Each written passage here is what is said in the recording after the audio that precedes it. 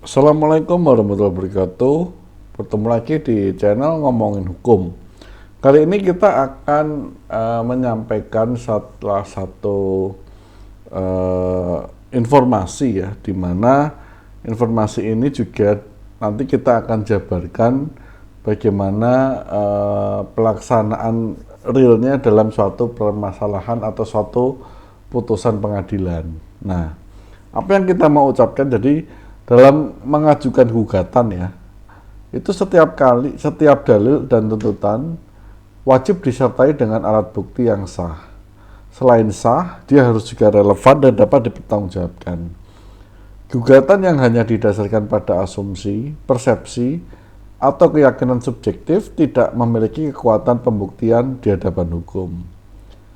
Pengadilan tidak menilai benar atau salah berdasarkan narasi, ya. Jadi melainkan berdasarkan fakta hukum yang dibuktikan secara formil dan material.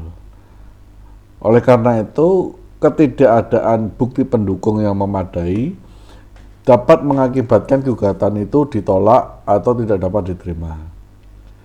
Pihak yang mengajukan gugatan memiliki beban pembuktian atas dalil yang disampaikan. Prinsip ini menegaskan bahwa argumentasi hukum harus dibangun di atas bukti, bukan di atas pendapat. Nah, jadi ketika sebelum Anda mengajukan gugatan, perlu dilakukan evaluasi secara menyeluruh mengenai kelengkapan dan validitas alat bukti, sehingga proses hukum berjalan efektif dan Anda memiliki peluang keberhasilan yang optimal. Nah, contoh kasus realnya ini saya coba mau sampaikan ya, sekali lagi ini hanya untuk tujuan edukasi ya, tidak ada untuk tujuan yang lain. Ini salah satu putusan PHI nomor 240, Anda bisa download juga putusan ini. Nah, jadi ada kasus antara saudari Rahmayani Nasution dengan Bengkel Amin dan PT Anugrah Kreasindo Tama. Nah, di sini intinya bahwa saudara penggugat ini menggugat pemberi kerjanya yaitu Bengkel Amin dan PT Anugrah Kreasindo bahwa terdapat suatu peristiwa ketika itu si penggugat dirumahkan dan tanpa diberikan gaji. Jadi yang bersangkutan itu dirumahkan dan tidak diberikan gaji. Nah ini ya, dirumahkan pada bulan Maret 2017, tapi nggak dikasih gaji, seperti itu. Kemudian pada bulan November 2018 dipanggil lagi untuk bekerja. Nah, kemudian karena perselisihan itu, si tergugat ketika memanggil untuk bekerja, si penggugatnya nggak mau. Saya maunya kerja tapi dibayar, dia tidak mau lagi kembali bekerja dengan alasan sedang mencari pekerjaan lain. Ya, dia jadi pekerjaan lain. Nah, sehingga timbullah perselisihan. Kenapa? Karena si penggugat ini merasa ketika dia dirumahkan harusnya dia tetap dapat gaji atau upah, karena tidak ada kejelasan mengenai dirumahkannya ya, atau aturan mengenai yang diatur di PKB ataupun di PP perusahaan tersebut, sehingga si penggugat merasa harusnya saya tetap digaji, toh hubungan kerjanya belum berakhir, seperti itu. Nah, si tergugat manggil untuk kerja kembali, si penggugatnya nggak mau. Nah, atas hal itu terjadilah perselisihan. Nah, perselisihan itu sudah dilakukan bipartit dan dilakukan mediasi. Ya, tidak dapat menemui titik terang, ya, atau tidak mendapatkan kesepakatan. Ya, jadi ini anjurannya bilang di sini ya, agar pengusaha Bengkel Amin memanggil kembali pekerja untuk bekerja dan memenuhi hak pekerja. Agar pekerja saudari Rahmayani Nasution kembali bekerja dan melaksanakan pekerjaannya. Agar pengusaha Bengkel Amin dan pekerja saudari Rahmayani memberikan jawaban, ya, selambat-lambatnya 10 hari kerja. Nah, si penggugat intinya bersedia untuk kerja kembali, ya, tetapi harus ada syaratnya, yaitu sebelum kerja harus bayar dulu kerugian penggugat. Apa kerugiannya? Yang pertama, iuran BPJS, ya.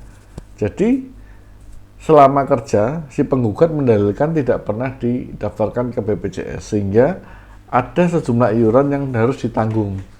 Nah, iuran itu nilainya berapa rupiah itu harus dibayarkan kembali ke si penggugat. Yang kedua, upah yang tidak dibayarkan selama dirumahkan tadi, ya. Jadi dirumahkan selama berapa bulan tadi ya? 11 bulan ya kalau nggak salah ini ya. Nah, itu harus dibayar. Nah, jadi ada dua permintaannya sebelum bekerja kembali. Tapi karena sampai dengan gugatannya maju, belum ada pembayaran dan sebagainya, maka si penggugat majuin ini ke PHI. Nah,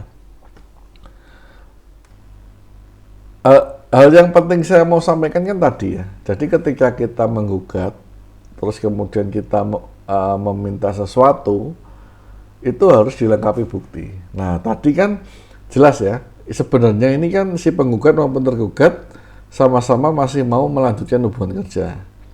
Tapi si tergugat minta syarat toh. Oke nih, si penggugat minta syarat. Oke, saya mau kembali kerja tapi lu bayar dulu uang BPJS sama upah dirumahkan yang belum dibayar. Ya, seperti itu. Nah, ini ditulis ya di sini di angka 19. Nilainya itu adalah saya langsung saja ya. 6,3 juta kalau untuk BPJS-nya. Terus kemudian kalau untuk upah selama dirumahkan itu 37 juta. Jadi dia harus bayar 37 sama 6 jutaan sekian. Artinya sekitar 43 atau 44 juta sekian lah. 44 juta kurang. Nah, kemudian hakim melihat nih, ya, hakim melihat dalil-dalil dan bukti-bukti yang disampaikan. Nah, ini menarik, ya. Ini kembali ke tadi yang saya sampaikan bahwa ketika kita mau menggugat atau meminta sesuatu, itu harus jelas dokumen pendukung. Nah, ini ya, nih. Yang pertama kita mau bilang bahwa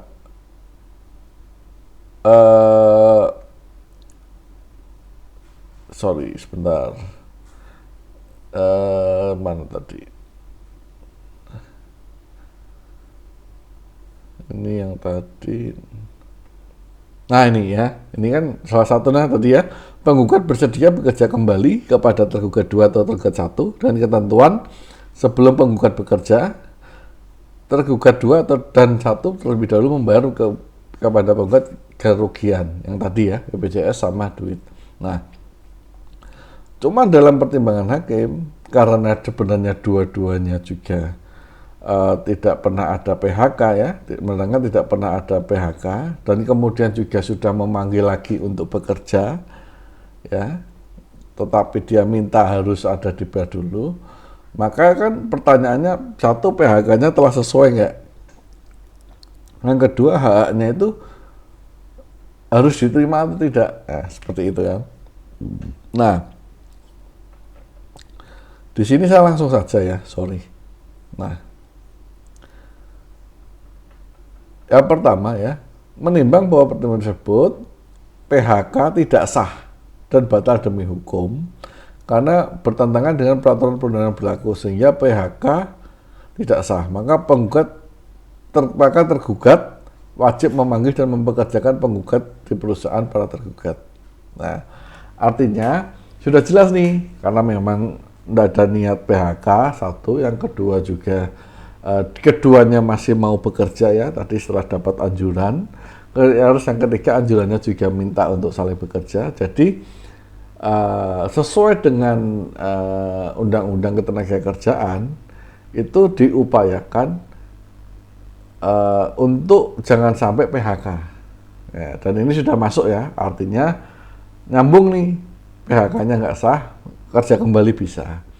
Nah, kemudian bagaimana dengan permintaan penggugat untuk untuk meminta tergugat membayar uang BPJS dan uang selama dirumahkan. Nah, di sini dibunyikan nih ya, menimbang bahwa mengenai petitum angka 5 agar menghukum tergugat 1 dan tergugat 2 membayar kepada penggugat iuran BPJS yang seharusnya dibayarkan tergugat 1 dan tergugat 2 kepada BPJS sebesar 6,348 6.348.000 dan petitum 6 agar menghukum tergugat 2 membayar upah penggugat yang tidak dibayar selama 11 bulan sebesar 37 juta, maka tidak dapat dikabulkan karena tidak ada bukti yang relevan dari permohonan tersebut dan tidak ada penetapan pengawas dari Ketenagakerjaan Kerjaan, maka permohonan tersebut tidak dapat diterima atau ditolak. Ya. Nah, inilah yang tadi kami sampaikan bahwa untuk mengajukan sesuatu, pembayaran ganti rugi dan lain sebagainya, itu harus disertai bukti-bukti yang relevan. Nah, kalau nggak ada ini pasti ditolak, sehingga petitumnya pasti bunyinya tidak ada yang membebankan ganti rugi tadi, ya. Nah, jadi seperti itu ya. Nah, itulah tadi kenapa kita tekankan pentingnya ketika kita menggugat dan meminta keputusan ya atau keadilan ya atau suatu nilai rupiah itu harus didukung bukti. Nah, bukti itulah nanti yang akan diuji di pengadilan. Ya. Nah, itu saja yang mau saya sampaikan. Mudah-mudahan bermanfaat. Mohon maaf jika ada yang kurang pas atau salah. Kalaupun ada yang keliru, mohon bisa juga disampaikan kepada kami untuk koreksinya. Terima kasih banyak, semoga bermanfaat. Assalamualaikum warahmatullahi wabarakatuh.